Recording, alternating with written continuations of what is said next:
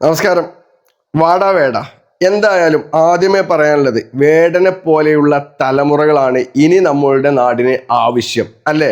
വേടന്റെ നല്ലതിനെ മാത്രം സെലക്ട് ചെയ്തുകൊണ്ട്, നല്ലതിനെ മാത്രം ഉൾക്കൊള്ളിച്ചുകൊണ്ട് പ്രവർത്തിക്കുന്ന തലമുറകൾ. അതായത് വേടന്റെ എന്താ പറയാ, കുറച്ച് ബാഡ് ആക്ടിവിറ്റീസ് ഉണ്ട്, അത് ഉൾക്കൊള്ളാതെ നല്ല രീതിയിൽ വേടന്റെ നന്മകളെ മാത്രം പിൻപറ്റിക്കൊണ്ട് ജീവിക്കുന്ന, അല്ലെങ്കിൽ വേടന്റെ നന്മകളെ ഏറ്റുപിടിച്ചുകൊണ്ട് സമൂഹത്തിൽ പ്രചരിപ്പിക്കാൻ കഴിയുന്ന യുവതലമുറയാണ് ഇനി അങ്ങോട്ട് നമ്മളുടെ നാടുകളിൽ വളർന്നു വരേണ്ടത് എന്നാണ് എനിക്ക് ആദ്യമേ പറയാനുള്ളത്. എന്തായാലും വേടന് കോഫി വിത്ത് അരുണുമായിട്ട് ഒരു ഇന്റർവ്യൂ ഉണ്ടായിരുന്നു റിപ്പോർട്ടർ ചാനലിൽ, അല്ലേ? അപ്പൊ അതിൽ വേടന് കുറച്ച് ആളുകളെ എടുത്തിട്ട് നല്ലവണ്ണം അങ്ങ് ഊക്കിയിട്ടുണ്ട് എന്ന് പറഞ്ഞു കഴിഞ്ഞാൽ, സ്വന്തം നിലപാട് ആർജവത്തോടെ ജനങ്ങൾക്ക് മുൻപിലേക്ക് പറയാൻ, സധൈര്യം പറയാൻ ധൈര്യമുള്ള ഒരുത്തൻ, അങ്ങനെയാണ് എനിക്ക് വേടനെ വിശേഷിപ്പിക്കാൻ ആഗ്രഹിക്കുന്നത്. എന്തായാലും കോഫി വിത്ത് അരുണി എന്നുള്ള ആ ഒരു പ്രോഗ്രാമിൽ വേടൻ പറഞ്ഞ ആ കാര്യങ്ങൾ നമുക്കൊന്ന് കേട്ടോക്കാം. ഇന്നതിന് ശേഷം ബാക്കി കുറച്ച് കാര്യങ്ങൾ പറയാം. എന്തായാലും വേടൻ പറയുന്ന ആ കാര്യങ്ങളൊന്ന് കേൾക്കാം. RSSന്റെ ദണ്ഡയുടെ ആദ്യത്തെ അടി വീണിരിക്കുന്നത് ഒരു ഇസ്ലാമിന്റെയോ ക്രിസ്ത്യാനിയുടെയോ മേത്തല്ല, അത് ഒരു ദളിതന്റെ മേത്താണ് വീണിരിക്കുന്നത്. അതാണ് വളരെ കൃത്യമായിട്ട് പറയുന്നത്. ആരാണ് വേടനെ ഭയക്കുന്നത്? അതെ, RSSകാര്. മതവർഗീയത കൊണ്ട് നടക്കുന്ന ആളുകൾ തന്നെയാണ് വേടനെ ഭയപ്പെടുന്നത്. വേടൻ ഇതിൽ വളരെ കൃത്യമായിട്ട് പറയുന്നുണ്ട്, RSSകാരെ ദണ്ടിന്റെ വടി വീണിട്ടുള്ളത് ഹിന്ദുവിൻ്റെയോ ക്രിസ്ത്യൻ്റെയോ മുസ്ലിമിൻ്റെയോ ദേഹത്തല്ല, ഒരു ദളിതന്റെ ദേഹത്താണ് എന്നുള്ളത് വളരെ കൃത്യമായിട്ട് ആർജവത്തോടെ ആ ഇന്റർവ്യൂവിൽ വേടൻ പറയുന്നുണ്ട്. ഇങ്ങനെയുള്ള വാക്കുകളൊക്കെ തന്നെയാണ് വേടനെ അധികം ആളുകളും ഇഷ്ടപ്പെടാനുള്ള കാരണം, ഇതുപോലെ തന്നെ ഭയപ്പെടാനുള്ള കാരണവും എന്ന് പ്രത്യേകം ഇതിൽ എടുത്തു പറയേണ്ടതുണ്ട്. എന്തായാലും ബാക്കി ഒന്ന് കേൾക്കാം. ദൈവം രാമനാണോ രാവണനാണോ എന്ന് ചോദിച്ചാൽ എനിക്ക് രാമൻ അറിയാൻ പാടില്ല. ഞങ്ങൾക്ക് അങ്ങനത്തെ, ഞാൻ ഒരു ദൈവവിശ്വാസിയല്ല ഒന്നാമത്തെ കാര്യം. പിന്നെ ഈ മര്യാദ പുരുഷോത്തമനായ രാമനെ ലൈക്ക് എന്നെ കുറിച്ച് എന്നെ സംബന്ധിച്ചിടത്തോളം ജയ് ശ്രീരാം വിളിക്കുന്നത് ഞാൻ കേട്ടിട്ടുള്ളത് ഒരാളെ കൊല്ലാൻ വേണ്ടിയിട്ടുള്ള ഇതിൽ മാത്രമാണ്. ഒരാളെ ഉപദ്രവിക്കാൻ വേണ്ടിയിട്ടൊക്കെ ഉപയോഗിക്കുന്നത്. എനിക്ക് അതിനങ്ങനെ കാണാൻ പറ്റുള്ളൂ. കാരണം ആ അടി വീണാക്കുന്നത് ആദ്യം ദളിതരുടെ നെഞ്ചത്താണെന്നേ. വേറെ കൃത്യമായിട്ട് പറയുന്നുണ്ട്, ജയ് ശ്രീരാം വിളിക്കുന്നത് ഒരാളെ തല്ലാനാണ്, കൊല്ലാനാണ് എന്നുള്ളത് നമുക്കൊക്കെ അറിയാവുന്നതാണ്. സോഷ്യൽ മീഡിയയിൽ നമ്മളൊക്കെ കാണുന്ന ഒന്നാണ്. ജയ് ശ്രീരാം വിളിച്ചുകൊണ്ട് ആളുകളെ ആക്രമിക്കുന്നത്. ഇത് ഈ പറയുന്ന എന്താ പറയാ, RSSൽ മാത്രമല്ല കേട്ടോ, എല്ലാ വിഭാഗങ്ങളിലും ഉണ്ട്. ഹിന്ദുവിലുണ്ട്, മുസ്ലിമിലുണ്ട്, ക്രിസ്ത്യാനികളിലുണ്ട്. ഈ 3 വിഭാഗങ്ങളിലും ഈ പറയുന്ന ആളുകളുണ്ട്. അതായത് മതത്തിന്റെ പേരിൽ മനുഷ്യരെ കൊന്നു തള്ളുന്ന, മനുഷ്യരെ കൊല്ലാൻ തുനിയുന്ന ആളുകൾ എല്ലാ വിഭാഗത്തിലുണ്ട്. ഒരു വിഭാഗത്തിനെ മാത്രം ഇവിടെ സപ്പോർട്ട് ചെയ്ത് പറയാൻ ഞാൻ ആഗ്രഹിക്കുന്നില്ല, കാരണം ഞാൻ ഒരു മുസ്ലിം വിഭാഗത്തിൽപ്പെട്ട ഒരു വ്യക്തിയാണ്. അപ്പൊ ഈ പറയുന്ന മുസ്ലിം വിഭാഗത്തിലും മതങ്ങളുടെ പേരിൽ മറ്റുള്ളവരെ കൊല്ലാൻ നടക്കുന്ന ആളുകളുണ്ട്.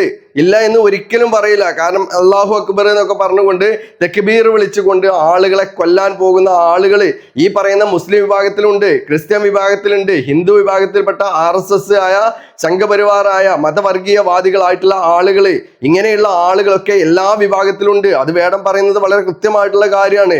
അപ്പൊ എന്തായാലും വേടന് മതമില്ല എന്ന് വളരെ കൃത്യമായിട്ട് വേടൻ പറയുന്നുണ്ട്.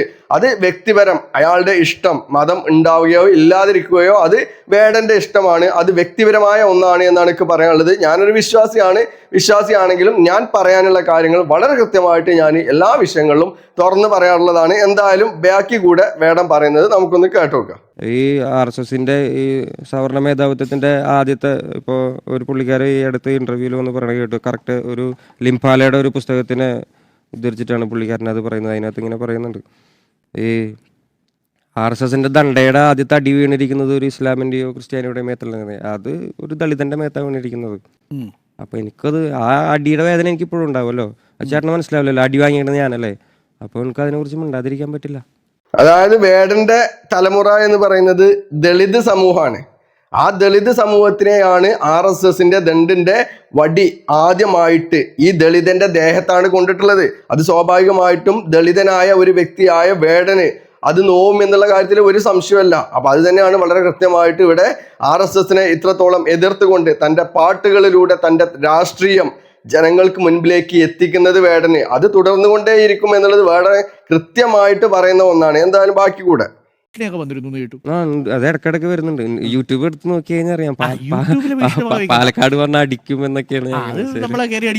വേടാ, യൂട്യൂബിൽ വരുന്ന ഭീഷണികൾ, യൂട്യൂബിൽ കമന്റിലൂടെ ആയിട്ടും ഫേസ്ബുക്കിലും യൂട്യൂബിലൊക്കെ വരുന്ന ഭീഷണികൾ എന്ന് പറയുന്നത് അതൊന്നും തന്തയും തറവാടും ഇല്ലാത്ത ആളുകളാണ് ഈ പറയുന്ന യൂട്യൂബിലും ഫേസ്ബുക്കിലൊക്കെ ഭീഷണിയായിട്ട് വരുന്നത്.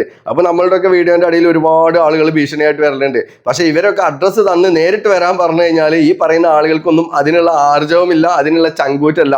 അതുകൊണ്ട് വേടനോട് പറയാനുള്ളത്, തന്നെ സ്നേഹിക്കുന്ന, തന്റെ നിലപാടിന് കൂടെ നിൽക്കുന്ന ജനങ്ങൾ തന്നോടൊപ്പം ഉള്ള കാലത്തോളം കാലം തന്നെയൊന്നും ഒരുത്തനും ഒന്നും ചെയ്യാൻ കഴിയില്ല എന്ന് മാത്രമാണ് വേടനോട് പറയാനുള്ളത്. താങ്കൾ സധൈര്യം മുൻപോട്ട് പോവുക എന്ന് മാത്രമാണ് ഈ ഒരു വിഷയത്തിൽ പറയാനുള്ളത്. അതുപോലെയുള്ള ഭീഷണികൾക്കൊന്നും പേടിക്കേണ്ട ആവശ്യമേ ഇല്ല. ഞാൻ പറഞ്ഞതുപോലെ തന്നെ തന്തയും തറവാടും ഇല്ലാത്ത ആളുകൾ ഇടുന്ന ഭീഷണി അത്ര മാത്രം അതിൽ കരുതിയാൽ മതി. ബാക്കിയൂടെ പിന്നെ ഞാനതിൽ എനിക്ക് സന്തോഷമുണ്ട്. കുറച്ച് ആൾക്കാർ ഇതിൽ അസ്വസ്ഥപ്പെടുന്നുണ്ട് എന്ന് പറയുമ്പോൾ എനിക്ക് ഭയങ്കര സന്തോഷമുണ്ട്. അതെ, വേടന്റെ പാട്ട് കേട്ട്, വേടന്റെ വാക്കുകൾ കേട്ട് ഒരുപാട് ആളുകൾ അസ്വസ്ഥരാകുന്നുണ്ട്.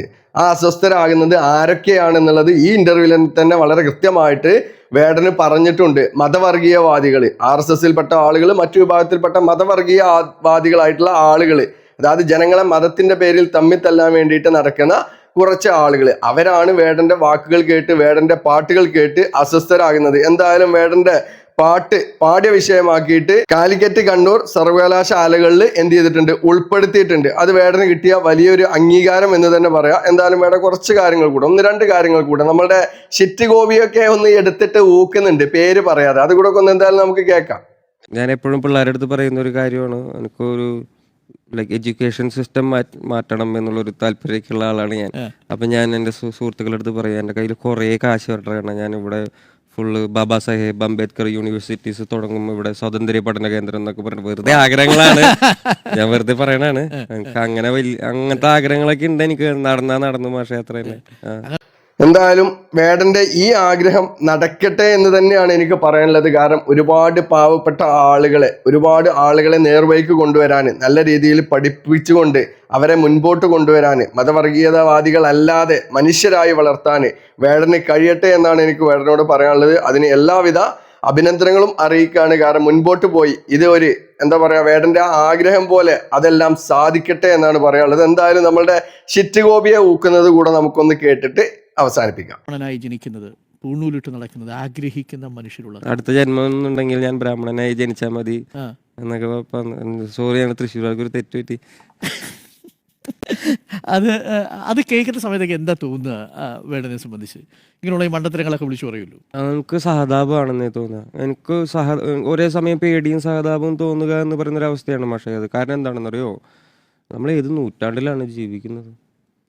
അതെ, ബ്രാഹ്മണനായി ജനിക്കണം എന്ന് പറഞ്ഞത് ആരാണ്? തൃശ്ശൂർക്കാർക്ക് പറ്റിയ തെറ്റ് അത് ആരാണ്? മറ്റാരുമല്ല സുഹൃത്തുക്കളെ, നമ്മളുടെ സ്വന്തം ഷിറ്റ് ഗോപി. സ്വന്തം എന്ന് പറയാൻ പറ്റൂല, മതവർഗീയവാദിയായിട്ടുള്ള ഷിറ്റ് ഗോപി, RSSന്റെ അല്ലെങ്കിൽ BJPയുടെ നേതാവായിട്ട് MP ആയിട്ട് നിൽക്കുന്ന ഷിറ്റ് ഗോപി തന്നെയാണ് പറഞ്ഞുള്ളത്. അടുത്ത ജന്മം ഉണ്ട് എന്ന് വെച്ചെങ്കിൽ എന്ത് ചെയ്യണം, ബ്രാഹ്മണനായിട്ട് ജനിക്കണം എന്ന് പറയുന്നത്. അപ്പൊ ഷിറ്റ് ഗോപി ഉദ്ദേശിക്കുന്നത് എന്താണ്? ബ്രാഹ്മണൻ എന്ന് പറയുമ്പോൾ വലിയ ആളായി മാറുകയാണ്, എന്താ പറയാ, വിഭാഗത്തിലെ വലിയ ആള് എന്നുള്ള ആ ഒരു രീതിയിലേക്ക് മാറണം എന്നാണ് ഉദ്ദേശിക്കുന്നത്. അപ്പൊ അതായത് അവിടെയും ഇവരൊക്കെ ചിന്തിക്കുന്നത് എന്താണ്? ജാതിവൽക്കരിക്കുക ആളുകളെ, ജാതിവൽക്കരിക്കുക. അതായത് താഴ്ന്ന ജാതി, മേൽജാതി, ഇടത്തരം ജാതി എന്നുള്ള രീതിയിലേക്ക് ജാതിവൽക്കരിക്കുക. വേറെ വളരെ കൃത്യമായിട്ട് പറയുന്നുണ്ട്, അത് തൃശ്ശൂർക്കാർക്ക് പറ്റിയ തെറ്റാണ് എന്നുള്ളത് ഇപ്പോൾ ഏകദേശം തൃശ്ശൂർക്കാർക്കും മനസ്സിലായിട്ടുണ്ട്. കാരണം തൃശ്ശൂരിൽ എന്താണ് ഇയാളൊക്കെ ചെയ്യുന്നത്, MP ആണെന്നൊക്കെ പറഞ്ഞുകൊണ്ട് തൃശ്ശൂർക്കാരുടെ എന്ത് ആവശ്യങ്ങളാണ് ഇയാൾ നിറവേറ്റുന്നത് എന്നൊന്നും നമുക്കറിയില്ല. ഇതേവരായിട്ട് എവിടെയും കണ്ടില്ല. എന്തായാലും പൂരം കലക്കാനും അല്ലെങ്കിൽ അത് കൊളാക്കാനും ഒക്കെ എന്തായാലും നല്ലവണ്ണം ശ്രമിക്കുന്നുണ്ട് നമ്മളുടെ ഗോപി എന്നുള്ളതൊക്കെ നമുക്ക് കഴിഞ്ഞ തൃശ്ശൂർ പൂരം നടന്ന സമയത്തൊക്കെ നമ്മളൊക്കെ മനസ്സിലാക്കിയതാണ്. അപ്പൊ അതിനു വേണ്ടിയിട്ട് നല്ല രീതിയിൽ പരിശ്രമിക്കുന്നുണ്ട്. അവിടെയും വർഗീയത കൊണ്ടുവരാൻ വേണ്ടിയിട്ടൊക്കെ ഇവർ ശ്രമിക്കുന്നുണ്ട് എന്നല്ലാതെ ഇവരൊന്നും ജനങ്ങൾക്ക് വേണ്ടിയിട്ട് എന്ത് ചെയ്തു എന്നാണ് ഇവിടെ പറയാനുള്ളത്? ഒന്നും ചെയ്തിട്ടില്ല എന്ന് പറയേണ്ടി വരും. അപ്പൊ ഇവരെ പോലെയുള്ള ആളുകളാണ് വേടനെ ഭയപ്പെടുന്നത്. എന്തായാലും കിട്ടിയ ഗ്യാപ്പില് സുരേഷ് ഗോപി ഷിറ്റ് ഗോപിക്ക് ഉൾപ്പെടെ എന്ത് ചെയ്തിട്ടുണ്ട്, നമ്മളുടെ വേടന് നല്ല ഒരു കൊട്ട് കൊടുത്തുകൊണ്ട് നല്ല ഒരു ഇന്റർവ്യൂ തന്നെ ആയിരുന്നു പ്രോഗ്രാം. അതായത് റിപ്പോർട്ടറിൽ ഉണ്ടായിരുന്ന മോർണിംഗ് പ്രോഗ്രാം വളരെ നല്ലൊരു പ്രോഗ്രാം തന്നെ ആയിരുന്നു. അപ്പൊ എന്തായാലും വേടൻ ഒരുപാട് കാര്യങ്ങൾ അതിൽ തുറന്നു പറഞ്ഞ് തന്റെ നിലപാട് സധൈര്യം ജനങ്ങൾക്ക് മുൻപിലേക്ക് ഏറ്റു പറഞ്ഞുകൊണ്ട് അതിനെ എന്താ പറയാ, ഒരു ഭയവുമില്ലാതെ ജനങ്ങളുടെ മുൻപിലേക്ക് വിളിച്ചു പറഞ്ഞ ഈ ഒരു ചങ്കൂറ്റത്തെ 1000 അഭിനന്ദനങ്ങൾ അറിയിക്കുകയാണ്. എന്തായാലും വേടന്റെ ആഗ്രഹങ്ങളൊക്കെ സാധിപ്പിച്ചുകൊണ്ട്, ആഗ്രഹങ്ങളൊക്കെ നിറവേറ്റിക്കൊണ്ട് വേടന് മുന്നോട്ട് പോകട്ടെ എന്ന് മാത്രമാണ് പറയാനുള്ളത്. അപ്പൊ എന്തായാലും ഇതുപോലെയുള്ള വേടന്മാർ ഇനിയും നമ്മളുടെ നാടുകളിൽ ജന്മമെടുക്കട്ടെ എന്ന് മാത്രം പറഞ്ഞുകൊണ്ട് നിർത്തുന്നു. അപ്പൊ എന്തായാലും നമുക്ക് വീണ്ടും കാണാം അടുത്തൊരു വീഡിയോയിൽ മറ്റൊരു വിഷയവുമായിട്ട്. ബൈ.